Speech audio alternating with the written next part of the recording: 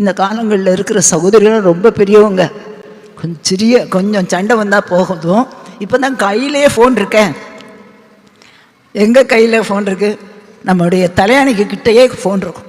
ஃபோனை எடுத்து அப்பாட்ட சொல்ல மாட்டாங்க, அம்மா இப்படியெல்லாம் நடந்திருக்கு. இந்த அம்மாவும் என்ன சொல்லுவாங்க தெரியுமா? நீ நல்லா சூட்கேஸ் எல்லாம் அடிக்க ரெடியாக வைமா, நான் காலையில் வந்து உன்னை கூட்டிகிட்டு போகிறேன், வீட்டுக்கு கூட்டிகிட்டு வந்துடுறேன். அவன் கூட உட்காந்து நீ பிரச்சனையை உண்டாக்கிட்டே இருக்காத, நீ வந்துரு. நான் சொல்கிறேன், இந்த காலத்தில் கூட்டிகிட்டு வந்துட்டீங்கன்னா திரும்ப அந்த புருஷன் உங்கள் மகளை கூப்பிடவே மாட்டார். அப்படிப்பட்ட ஒரு காலம்.